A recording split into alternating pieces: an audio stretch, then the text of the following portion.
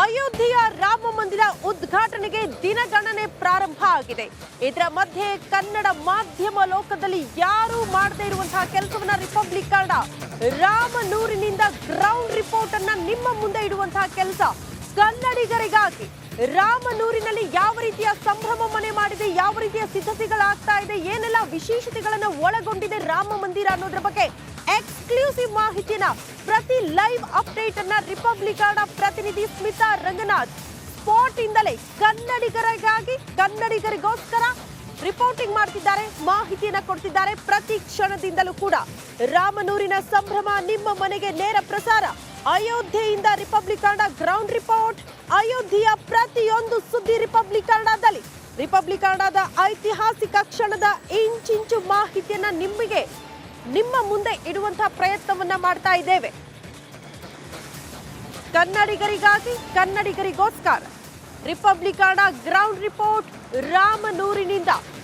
ಕಾರಣ ಅಯೋಧ್ಯೆಯ ರಾಮ ಮಂದಿರ ನಿರ್ಮಾಣದ ಕನಸು ಬಹು ವರ್ಷಗಳ ಕನಸಾಗಿತ್ತು ಹಿಂದೂಗಳ ಪಾಲಿಗೆ. ಆ ಕನಸು ನನಸಾಗ್ತಾ ಇರುವಂತಹ ಸುದಿನ ಜನವರಿ 22ಕ್ಕೆ ಉದ್ಘಾಟನೆ ಕೂಡ ಆಗುತ್ತೆ. ರಾಮ ಮಂದಿರದಲ್ಲಿ ಮೂರ್ತಿಯ ಪ್ರತಿಷ್ಠಾಪನೆ ಯಾವ ರೀತಿ ಆಗುತ್ತೆ, ರಾಮ ಮಂದಿರ ಯಾವ ರೀತಿ ವಿಶೇಷತೆಗಳನ್ನ ಒಳಗೊಂಡಿದೆ, ರಾಮನೂರಿನಲ್ಲಿ ಇರುವಂತಹ ವಿಶೇಷತೆಗಳೇನು, ಅಲ್ಲಿನ ಜನರ ಬದುಕು ಸದ್ಯ ರಾಮ ಮಂದಿರ ನಿರ್ಮಾಣ ಆದ ಬಳಿಕ ಯಾವ ರೀತಿ ಇದೆ, ಎಷ್ಟೋ ಜನ ಕೆಲಸಗಳನ್ನ ಕಂಡುಕೊಂಡಿದ್ದಾರೆ ರಾಮನೂರಿನಲ್ಲಿ ರಾಮ ಮಂದಿರ ನಿರ್ಮಾಣ ಆಗಿರೋದ್ರಿಂದ. ಸೊ ಅವರ ಜೀವನ ಯಾವ ರೀತಿ ಸಾಗ್ತಾ ಇದೆ, ಆ ಭಾಗದ ಜನರ ಅಭಿಪ್ರಾಯ ಏನು, ಎಲ್ಲವನ್ನ ಕೂಡ ಸಂಗ್ರಹಿಸುವ ಪ್ರಯತ್ನವನ್ನ ನಾವು ಮಾಡ್ತಾ ಇದ್ದೇವೆ. ಶುಭ ಮುಂಜಾನೆ ರಿಪಬ್ಲಿಕ್ ಕನ್ನಡದ ವೀಕ್ಷಕರಿಗೆ. ನಾವೀಗ ಅಯೋಧ್ಯೆಯಲ್ಲಿದ್ದೀವಿ. ಅಯೋಧ್ಯೆಯ ಮುಖ್ಯ ರಸ್ತೆ ಹೈವೇ. ಇಲ್ಲಿಂದ ಹನುಮಾನ್ಗರಿಗೆ ಪ್ರಯಾಣವನ್ನ ಮಾಡಬೇಕಾಗಿತ್ತು. ಆದರೆ ಮಂಜು ಮುಸುಕಿದ ವಾತಾವರಣ ಎಷ್ಟರ ಮಟ್ಟಿಗಿದೆ ಅಂತಂದ್ರೆ ಮುಂದೆ ಸಂಚಾರ ಮಾಡುವ ವಾಹನಗಳು ಕೂಡ ಕಾಣಲಿಕ್ಕೆ ಸಾಧ್ಯ ಇಲ್ಲ, ಆ ಪ್ರಮಾಣದಲ್ಲಿ ಮಂಜು. ಸದ್ಯಕ್ಕೆ ನಾನು ನಿಂತಿರುವ ಈ ಪ್ರದೇಶದಲ್ಲಿ 11 ಡಿಗ್ರಿ 10ರಿಂದ 11 ಡಿಗ್ರಿ ತಾಪಮಾನ ಇದೆ. ಕಂಪ್ಲೀಟ್ ಆಗಿ ನೀವು ಸುತ್ತಮುತ್ತ ಗಮನಿಸಬಹುದು, ಕಂಪ್ಲೀಟ್ ಆಗಿ ಮಂಜು ಮುಸುಕಿದ ವಾತಾವರಣ. ಹೀಗಾಗಿ ಇಲ್ಲಿಂದ ನಮ್ಮ ಮುಂದಿನ ಪಯಣ ಹನುಮಾನ್ ಗಡಿ ಕೊಂಚ ವಿಳಂಬ ಆಗ್ತಾ ಇದೆ. ಆದರೆ ಇವತ್ತು ರಿಪಬ್ಲಿಕ್ ಕನ್ನಡದ ವೀಕ್ಷಕರಿಗೆ ಹನುಮಾನ್ ಗಡಿಯ ದರ್ಶನ, ಅಲ್ಲಿರುವ ರಾಮಲಲ್ಲನ ಹಳೆಯ ದೇವಸ್ಥಾನ, ಹಾಗೆ ಹೊಸದಾಗಿ ನಿರ್ಮಾಣವಾಗ್ತಾ ಇರುವ ರಾಮ ಮಂದಿರ, ಅದರ ಸುತ್ತಮುತ್ತ ಆಗ್ತಿರುವ ಅಭಿವೃದ್ಧಿ ಕಾರ್ಯಗಳು, ಇದಿಷ್ಟೂ ಕೂಡ ರಿಪಬ್ಲಿಕ್ ಕನ್ನಡದ ವೀಕ್ಷಕರಿಗೆ ನೇರ ಪ್ರಸಾರದಲ್ಲಿ ಮುಂದಿನ ಹಂತದಲ್ಲಿ ಪ್ರಸಾರ ಮಾಡ್ತಾ ಹೋಗ್ತೀವಿ. ಸದ್ಯಕ್ಕೆ ಈ ಮಂಜು ಕವಿದ ವಾತಾವರಣ ಕೊಂಚ ತಿಳಿಯಾದ ನಂತರದಲ್ಲಿ ರಿಪಬ್ಲಿಕ್ ಕನ್ನಡದ ಅಯೋಧ್ಯೆಯ ನಾನ್ ಸ್ಟಾಪ್ ಲೈವ್ ಕವರೇಜ್ ಮುಂದುವರಿಯುತ್ತೆ. ಕ್ಯಾಮ್ರಾ ಪರ್ಸನ್ ಮಧು ಜೊತೆ ಸ್ಮಿತಾ ರಂಗನಾಥ್, ಅಯೋಧ್ಯ.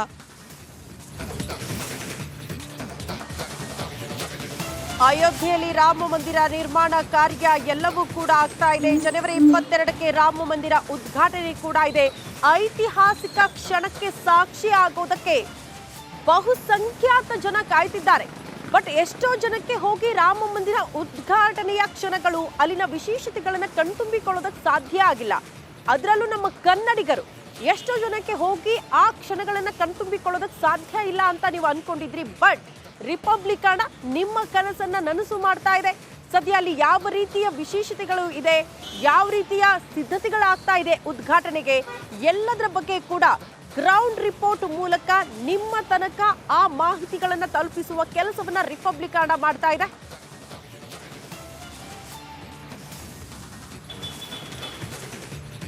ಸದ್ಯ ಅಲ್ಲಿನ ವಿಶೇಷತೆ, ಸಿದ್ಧತೆಗಳು ಯಾವ ರೀತಿ ಇದೆ ಅನ್ನೋದ್ರ ಬಗ್ಗೆ ಎಲ್ಲದರ ಬಗ್ಗೆ ಎಕ್ಸ್ಪ್ಲೇನ್ ಮಾಡ್ತಾ ಹೋಗ್ತಾರೆ ನನ್ನ ಸಹೋದ್ಯೋಗಿ Smita Ranganath. Over to you Smita.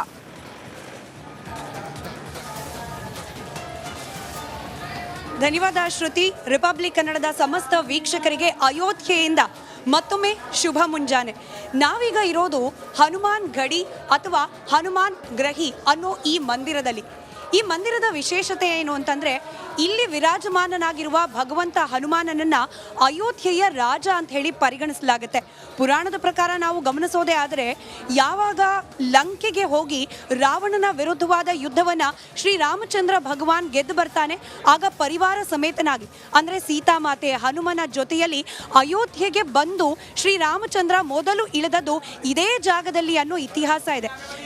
ರಾಮನ ಅವತಾರ ಮುಗಿದ ನಂತರದಲ್ಲಿ ಸರಯೂ ನದಿಯಲ್ಲಿ ಶ್ರೀರಾಮಚಂದ್ರ ಅಸ್ತಂಗತನಾದ ನಂತರದಲ್ಲಿ ಇಡೀ ಅಯೋಧ್ಯೆಯ ಜವಾಬ್ದಾರಿಯನ್ನ ಇಲ್ಲಿ ನೀವೇನು ದೃಶ್ಯದಲ್ಲಿ ಗಮನಿಸ್ತಾ ಇದ್ದೀರಿ, ಇದೇ ಹನುಮಂತ ಭಗವಾನನಿಗೆ ಈ ಅಯೋಧ್ಯೆಯ ರಾಜನನ್ನಾಗಿ ಈ ಅಯೋಧ್ಯೆಯನ್ನ ರಕ್ಷಣೆ ಮಾಡುವ ಜವಾಬ್ದಾರಿಯನ್ನ ಶ್ರೀರಾಮಚಂದ್ರ ನೀಡಿ ಹೋದ ಅನ್ನೋದು ಈ ಮಂದಿರದ ಇತಿಹಾಸ.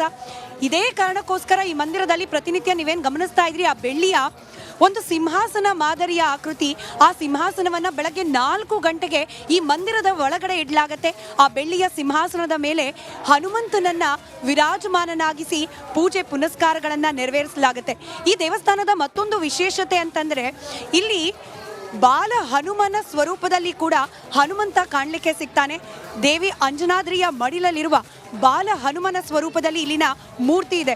ಇದರ ಜೊತೆಗೆ ಬೆಳ್ಳಿಯ ಒಂದು ಮಾಲೆಯನ್ನ ಕಮಲದ ಹೂವಿನ ದಳದ ಆಕಾರದಲ್ಲಿ ಹನುಮಂತನಿಗೆ ತೊಡಸಲಾಗಿದೆ. ಅದ್ರ ಮೇಲೆ ಶ್ರೀರಾಮ ಅಂತ ಹೇಳಿ ಕೆತ್ತನೆ ಮಾಡಲಾಗಿದೆ. ಹೇಳಿ ಕೇಳಿ ರಾಮ ಹನುಮನ ಹೃದಯ ನಿವಾಸಿ, ಹೀಗಾಗೇನೆ ಅದನ್ನ ಸಾಂಕೇತಿಕವಾಗಿ ಕಮಲದ ಹೂವಿನ ದಳದ ಮೇಲೆ ಶ್ರೀರಾಮಚಂದ್ರನ ಒಂದು ಹೆಸರನ್ನ ಕೆತ್ತನೆ ಮಾಡಿ ಹನುಮಂತನಿಗೆ ತೊಡಸಲಾಗಿದೆ. ಇದು ಈ ಒಂದು ದೇವಸ್ಥಾನದ ವಿಶೇಷತೆ. ಮತ್ತೊಂದು ಗಮನಿಸಬೇಕಾದ ವಿಚಾರ ಅಂದರೆ ಶ್ರುತಿ, ಯಾವಾಗ ರಾಮ ಮಂದಿರ ಅಂದರೆ ವಿಕ್ರಮಾದಿತ್ಯ ನಿರ್ಮಾಣ ಮಾಡಿದಂತಹ ಭವ್ಯವಾದ ರಾಮ ಮಂದಿರ ನಿರ್ನಾಮವಾಯಿತು ಮೊಘಲರ ಕಾಲದಲ್ಲಿ, ಆಗಲೂ ಕೂಡ ಅಯೋಧ್ಯೆಯಲ್ಲಿ ನಿರಂತರವಾಗಿ ಪೂಜೆ ಪುನಸ್ಕಾರಗಳು ನಡೀತಾ ಇದ್ದ ಏಕೈಕ ಸ್ಥಳ ಅಂದರೆ ಹನುಮಾನ್ ಗ್ರಹಿ. ಇಲ್ಲೇನೆ ಪ್ರತಿನಿತ್ಯ ಪೂಜೆ ಪುನಸ್ಕಾರಗಳಾಗ್ತಾ ಇತ್ತು. ಅದಾದ ನಂತರದಲ್ಲಿ ರಾಮನನ್ನ ವಿಗ್ರಹ ಏನು ಮೂಲ ವಿಗ್ರಹ ಇದೆ ಅದನ್ನು ಈ ಮಂದಿರದ ಸ್ವಲ್ಪನೇ ಪಕ್ಕದಲ್ಲಿ ಅಂದರೆ ಅತ್ಯಂತ ಸಮೀಪದಲ್ಲಿ ಇರಿಸಿ ಅಲ್ಲೊಂದು ಪುಟ್ಟ ಮಂದಿರವನ್ನು ಕಟ್ಟಿ ಅಲ್ಲಿ ಪೂಜಾ ಕಾರ್ಯಗಳನ್ನು ನೆರವೇರಿಸಲಾಗ್ತಾ ಇತ್ತು. ಈ ಮಂದಿರದ ಮೇಲೂ ಕೂಡ ಅನೇಕ ದಾಳಿಗಳು ಆಗೋದನ್ನು ತಪ್ಪಿಸಲಿಕ್ಕೆ ಇಲ್ಲಿದ್ದ ರಾಜರುಗಳು ಸಾಕಷ್ಟು ಶ್ರಮ ವಹಿಸಿದ್ದಾರೆ ಅನ್ನೋದನ್ನು ಹೇಳುತ್ತೆ ಇಲ್ಲಿನ ಇತಿಹಾಸ.